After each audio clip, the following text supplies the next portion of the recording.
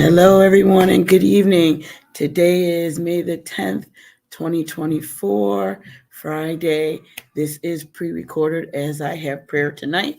But hello, it's good to be back with you again one more time. Hope everyone is doing well. And before I begin, I would like to say Happy Mother's Day to all the mothers. All right. Okay, so tonight we're going to jump right into it.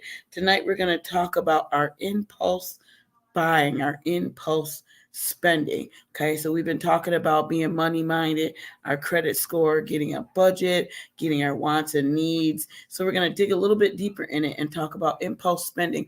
Why do we buy things on an impulse? Why do we spend beyond our means? We know we can't afford something, but sometimes we go ahead and we purchase it anyway when we know we don't have the money for it. Well, oh, well, different things, whatever the case might be. But we're going to dive into that a little bit on tonight. So I did a little research, and impulse spending is a thing. All right. And it's brought on by different things, emotional things, or whatever the case might be. So what is impulse spending or impulse buying? Impulse buying is typically an unplanned purchase that does not fit into your budget. So hopefully everybody's got their budgets now and you got everything all set. And you're trying to stick to your budget, but sometimes we just go off on an impulse. Okay, so that's what an impulse is. If it's not written down, if it's not planned, if it's not in your budget, that's what it is. It can be influenced by a number of factors: emotional, instant gratification, or brand loyalty. Okay, so we're going to get a little bit into that. All right, so the emotional state. Um, Emotional state. The difference between a regular purchase and an impulse buying. Okay, according to the Financial Bureau, it usually an unplanned. Something that's unplanned that may lead to someone buying something that they cannot afford. Like I stated earlier, it's a need. If something, a need is something that a person can't live without. Okay, so like food, shelter, that's a need. All right. On the other hand, a want is something that you desire, that you just want to have. All right, you can live without it, but you want it. Okay. So there's plenty of examples of impulse buying. Some of them could be grabbing a treat while you're at the grocery store. If you have a list and you go down the candy aisle and you see your favorite candy bar, or if you see something's on sale, well, let me pick that up anyway, and it's not on your list. It's not on your grocery list. That's what impulse spending is. That's an example of it. Purchasing last minute concert tickets, getting talked into buying some expensive sunglasses at a kiosk. These are some examples that I found of impulse spending. Splurging on a watch, signing up for a streaming subscription, something we talked about. Having dinner delivered instead of sticking to your plan, your cooked meals. You go out grocery shopping, you got all the food, you planned out your meals for the week.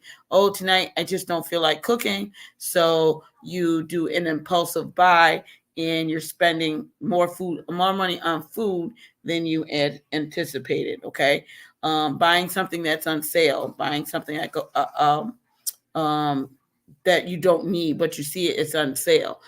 So these things are all just impulse spending. All right, things that are not in your budget.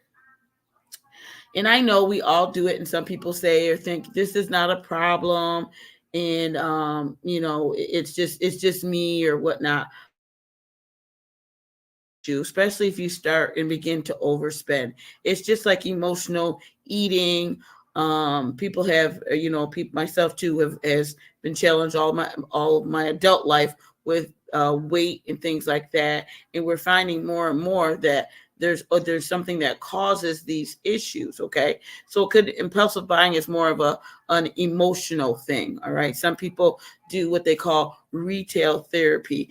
They're an emotional spender if they're going through a hard time or whatnot, something to make you feel better about yourself. Well, I'm going to go purchase this. I'm going to buy this. This is going to make me feel better.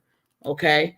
So it's possible for someone to recognize when they're spending. It is possible for somebody to recognize that they're spending impulsively. Some signs of this is seeking gratification. Again, like I said, something just to make you feel better. Seeking spending beyond your budget. You know you have a budget. You know you're trying to be money minded. You're trying to be better with things, trying to stay on your plan, but yet you go spend it anyway. Not being able to pay your bills. Okay. All of a sudden that brings on oh my goodness, I shouldn't have did that. It brings on that guilt factor from your impulsive spending. And now you've overspent, you can't afford it, you're getting yourself into more debt. If you're not already in debt, or if you're not in debt, you're getting yourself in debt because you're doing this impulsive spending. You're just going out and buying things for your emotional gain, okay, because it makes you feel good.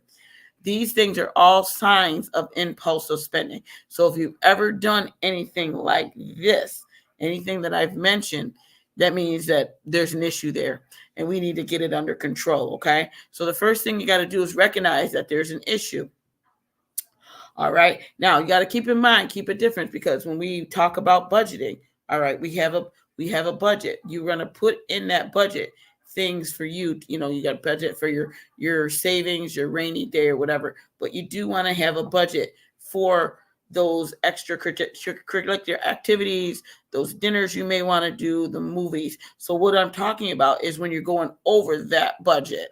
Okay, you're taking from robbing from Peter to pay for Paul. Instead of paying the car payment, or I got another week or so or whatnot, I'm going to go purchase this, or I'm going to buy this because A, B, C, and D happened, and this is going to make me feel better about myself. All right. So these are the things that we are talking. So this research I had shows that 40 to 80% of the purchases that we do as Americans, according to this research, are impulse spending. And I really had to take a look at that and wow, that is so true.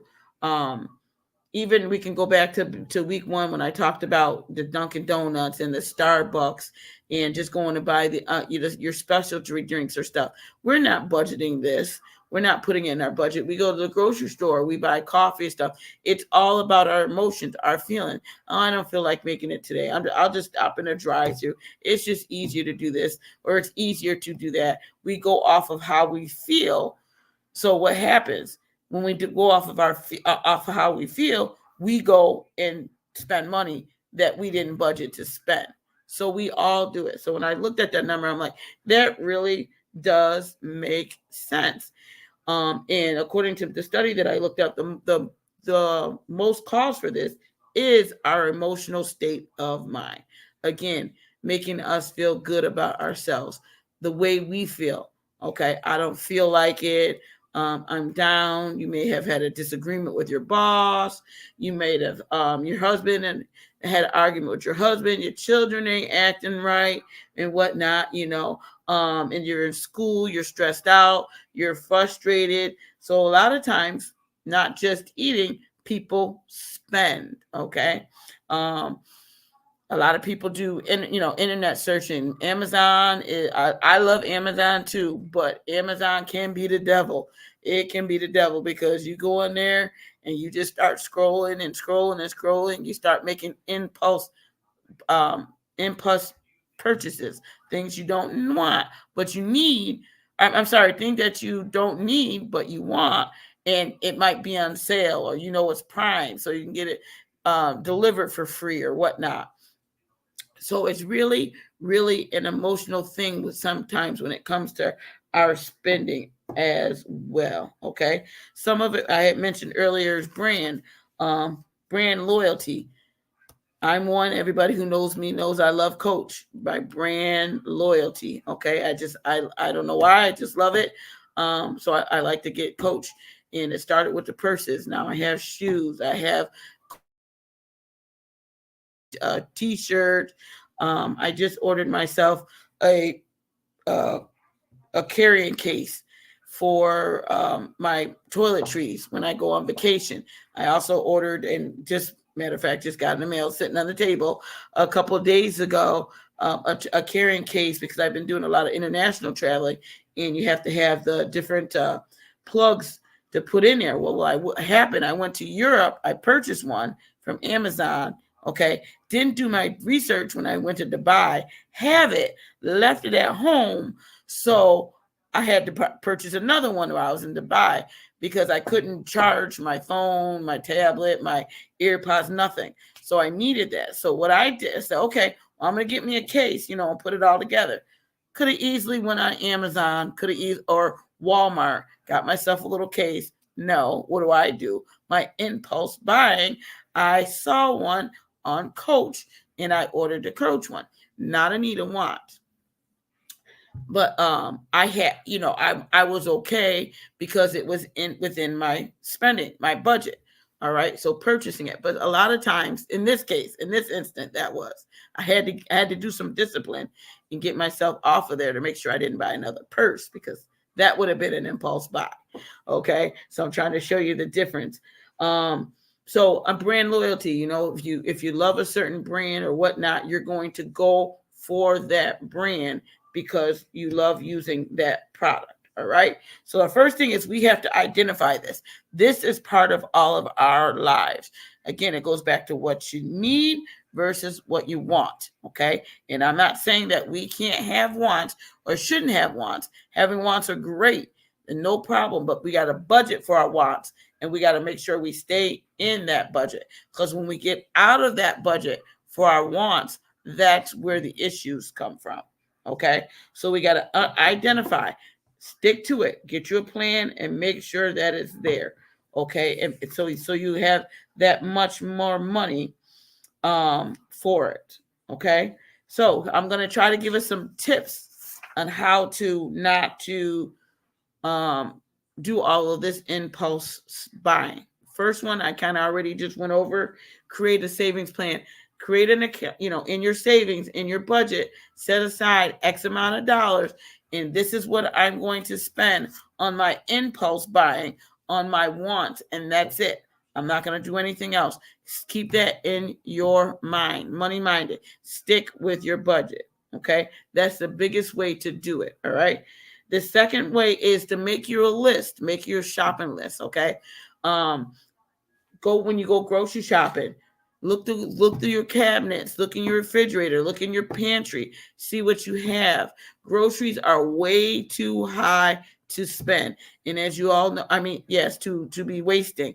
As you all know, I'm worked for Burger King for 38 years, and waste is a huge percentage in my field. Okay. And it's the same thing at home.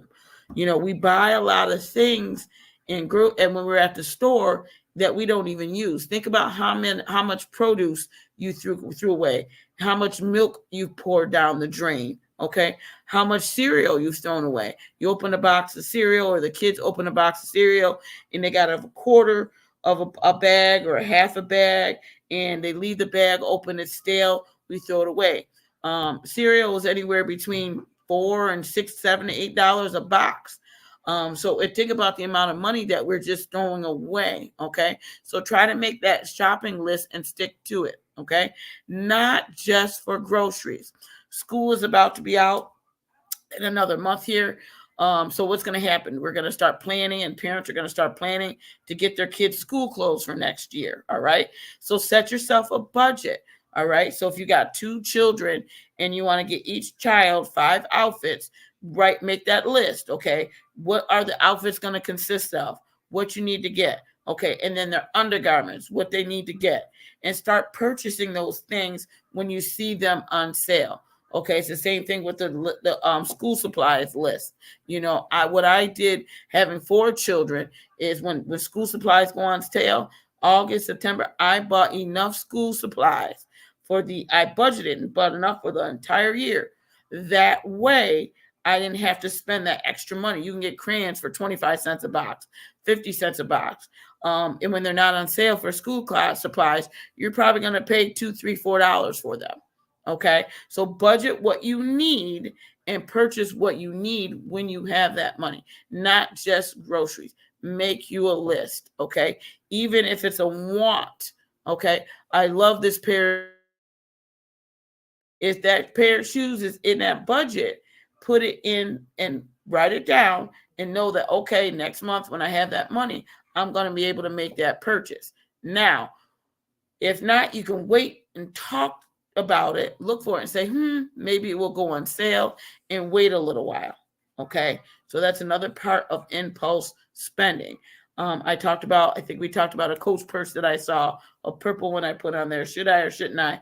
And I'm getting better. I still have not purchased that purse. So I've been waiting to see if it's going to go on sale. So it'll go down a little bit more, and it will be within my budget. So I don't overspend my budget. Why? Because I'm trying to be money minded.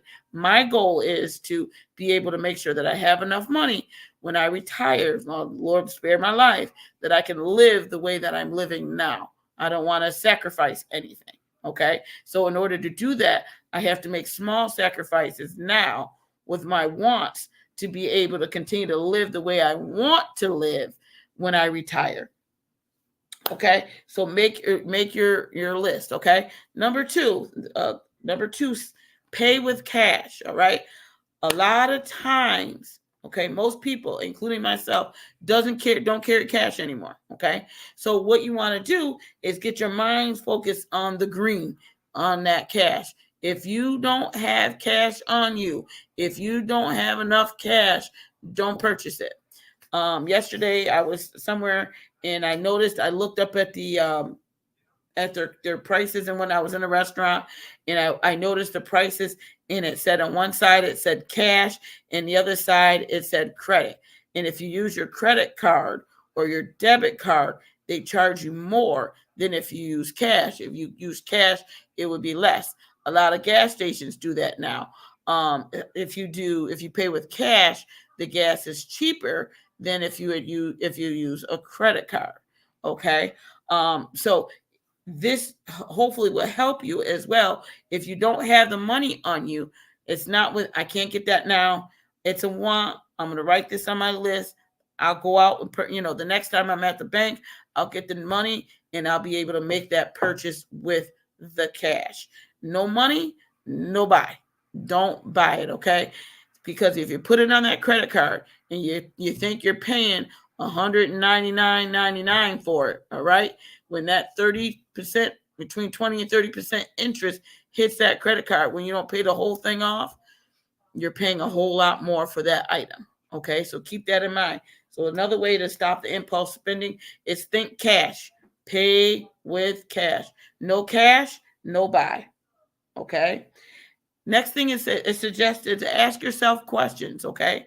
Recognize that this is it's an emotional purchase. Okay. And then when you recognize that and you realize that, 40 to 80% of us do these impulse buyings. Okay. Then start asking yourself why. Why am I buying this? Is this helping my issue? Let's use for an example. You had a bad day and you got it with your boss, and you really want to feel good and make yourself feel better about yourself. So after work, you're upset. You're going to do some retail therapy, and I'm going to the mall. You're walking around Kohl's, and you see stuff, and you start picking stuff up, and you're just walking around. While you're walking around, ask yourself and picking up items. Ask yourself, why am I doing this? Okay, is this helping the situation with my boss? I'm here spending more money and may have to work with the people that I really don't care about a little bit longer care for because they upset me and I'm spending more money. Is that solving your problem? It's not. It's actually causing more problems because now you're out of budget. Okay, now you're in more debt. Now you have spent more money. So being more minded about why you're doing that. Ask yourself, okay, are they unplanned purchases? Meaning, did I plan to buy this? Did I plan this in my budget? Did I mean to go to Kohl's after work today? Let me think. No, I didn't mean to do that today. Let me put these things back and go home. Okay. Are these things that you're buying a want or a need? Do I need another pair of shoes? I did this to myself. I'm like, oh my goodness, I got all these shoes. I got 2 feet. And most of the time that I spend in shoes, if I'm not home, is in my work shoes, right? But I only got 1 pair of work shoes, but I got all these other shoes that I hardly wear, but they're cute and I like them and they're comfortable. But when am I really wearing them? Right? So it was an impulse buy. I buying these things because they're cute. I like them. I wanted to look cute. Oh, it served its purpose for one event or whatever the case might be. And here they wherever they sit. Okay. What emotions are affecting your desire for the item? Right. Again, going back to that example with the boss, you're having a bad day or whatnot. All right. What's causing me to go spend? What's causing me to go buy that? All right. Ask yourself when you do the browsing and stuff, is this the brand loyalty? All right. Did I see it advertised? Again, that purse that popped up on purple and white Coach purse that is so cute that I still want. Right. But I thought about it. Do I need this right now? So I have not, and I'm very proud of myself. So these things that I'm talking about, I'm trying first. I'm doing to myself first. Still haven't purchased it. So, why am I buying that? Why am I spending that money? Okay. And you also have to think about how are you going to feel after you buy it? Okay. Is this going to get you more upset? I've spent too much money now. I'm in more debt. Oh man, that credit card had a zero balance. Now I got another bill next month that I didn't want to pay. I just created something else. I created more debt.